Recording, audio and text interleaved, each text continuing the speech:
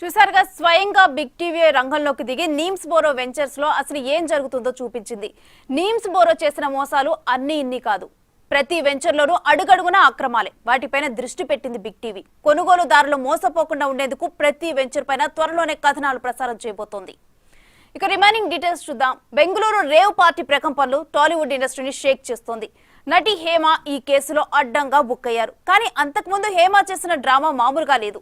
Rave party జరిగిన farm house లోనే ఓ video తీసి తాను తన ఫామ్ హౌస్ లోనే ఉన్నట్లు కవరింగ్ చేసే ప్రయత్నం చేశారు. కానీ అది బెడిసి కొట్టింది. ఆ video background Bengaluru farm house అని తేలింది. అయితే ఈ కేసులో హేమతో పాటు చాలా మంది టాలీవుడ్ ఇండస్ట్రీకి చెందిన వారు ఉన్నారు. ఇదంతా మీకు తెలిసిందే. ఇప్పుడు మీకు తెలియని ఓ విషయం చెప్పబోతున్నాం.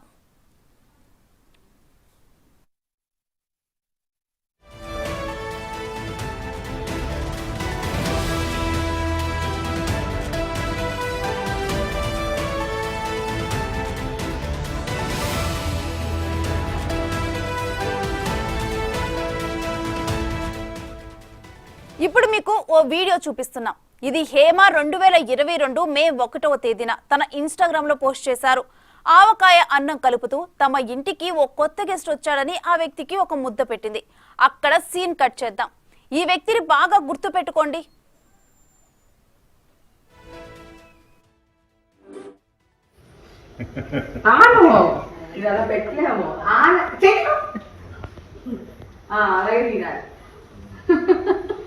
మనకు ఒక కొత్త గెస్ట్ వచ్చాడు, తను కూడా పెడదాం.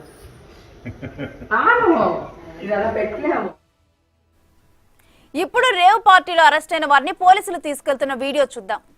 ఇక్కడ మీకు ఓ వ్యక్తి కనిపిస్తున్నాడు కదా, అతను అచ్చం హీరో శ్రీకాంత్ లా ఉన్నారని ప్రచారం జరిగింది. అయితే తనకు రేవ్ పార్టీకి వెళ్లే అలవాటే లేదని శ్రీకాంత్ క్లారిటీ ఇచ్చేశారు.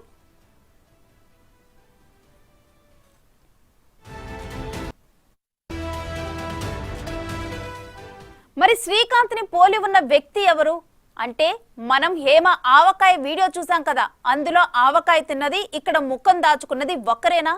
కొంచెం నిశితంగా పరిశీలించి చూస్తే మీరు కూడా అవును వారిద్దరూ ఒక్కటే అంటారు.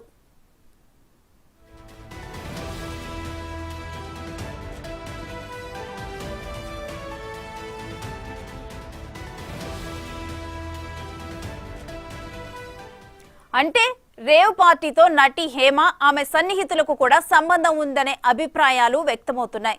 2 ఏళ్ల క్రితం సదరు వ్యక్తి హేమ ఇంటికి తొలిసారిగా వెళ్లి ఉంటాడు. అందుకే హేమ కొత్త గెస్ట్ వచ్చాడని చెప్పి మరీ ఆవకాయ తినిపించింది. ఇలా వరుస వివాదాల్లో ఇరుక్కుంటున్న హేమపై గతంలోనూ పలు ఆరోపణలు ఉన్నాయి. బ్యాక్ టు బ్యాక్ కేసుల్లో ఇరుక్కుంటున్న హేమపై నెటిజన్లు తీవ్ర స్థాయిలో విరుచుకుపడుతున్నారు.